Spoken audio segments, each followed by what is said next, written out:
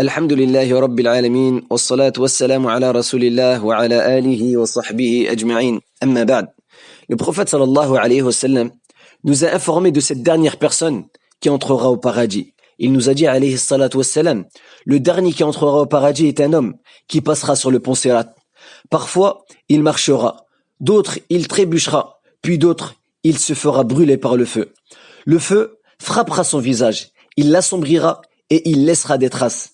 Et lorsqu'il en sortira, il se retournera vers l'enfer et dira « Que soit béni celui qui m'a sauvé de toi. Allah m'a donné quelque chose qu'il n'a pas donné au premier et au dernier. » Cet homme, qui est le dernier, a accédé au paradis.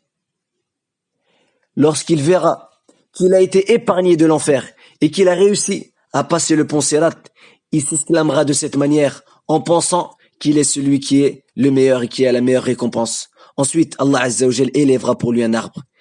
Et il dira, « Oh mon Seigneur, rapproche-moi de cet arbre, afin que je m'abrite sous son ombre et que je boive de son eau. » Alors Allah lui dira, « Ô fils d'Adam, peut-être que si je t'accorde ce souhait, tu me demanderas autre chose. » Le serviteur répondra, « Non mon Seigneur. » Et il lui promettra qu'il ne lui demandera rien. Alors Allah Jalla wa Ala le rapprochera de cet arbre, et il s'abritera sous son ombre, et il boira de son eau. Puis on élèvera un autre arbre. Et à ce moment-là, ce serviteur demandera d'être rapproché. Et Allah Azza wa Jal lui dira, « Tu m'as promis de ne pas me demander autre chose. » Mais Allah Azza wa Jal l'excuse et lui pardonne, car Allah Azza wa Jal sait que ce serviteur ne peut pas patienter face aux choses qu'il est en train de voir. Ensuite, il est rapproché à ce deuxième arbre. Ensuite, un troisième arbre est élevé. Et le serviteur demandera à nouveau d'être rapproché. Mais cet arbre-là a une particularité. Il est juste à côté de la porte du paradis. Et donc le serviteur sera rapproché à cet arbre. Et il entendra qui? Il entendra les voix des habitants du paradis. Alors le serviteur dira, « Ô Seigneur, fais-moi entrer au paradis. » Allah Jalla wa Ala lui dira, « Ô fils d'Adam, qu'est-ce qui te rendra satisfait? Qu'est-ce qui te satisfait pour que tu arrêtes de me demander?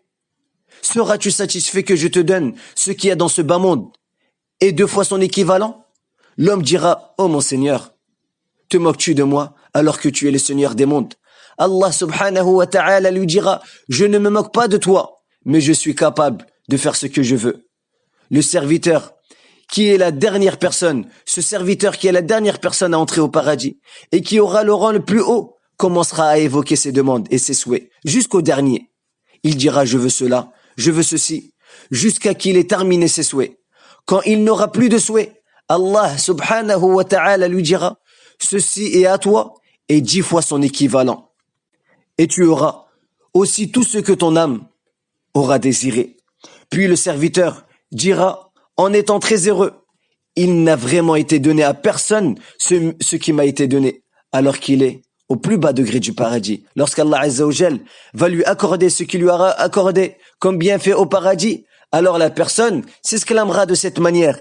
Il dira, « Personne n'a obtenu ce que j'ai obtenu, alors qu'il ne sait pas qu'il est au plus bas rang et au plus bas degré du paradis. » Mais il a raison d'être heureux, car ce jour sera un jour formidable, quand on sera ressuscité et qu'on verra les anges qui nous attendent et qui nous accueillent. Allah Jalla wa Ala nous dit dans le sens du verset, « Et les anges les accueilleront, voici le jour qui vous a été promis. Voici le jour qui vous a été promis.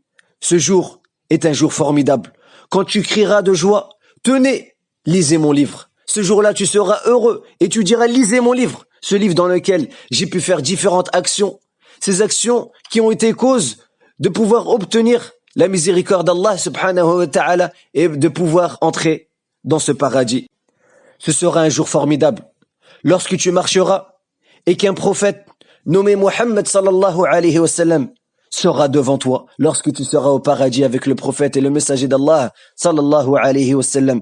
Ce sera un jour formidable lorsqu'il te sera dit, entrez au paradis, vous et vos épouses. On demande à Allah tabaraka wa ta'ala de nous compter parmi les habitants du paradis et de nous faire entrer au plus grand degré du paradis qui est le Firdaus. Wallahu a'lam.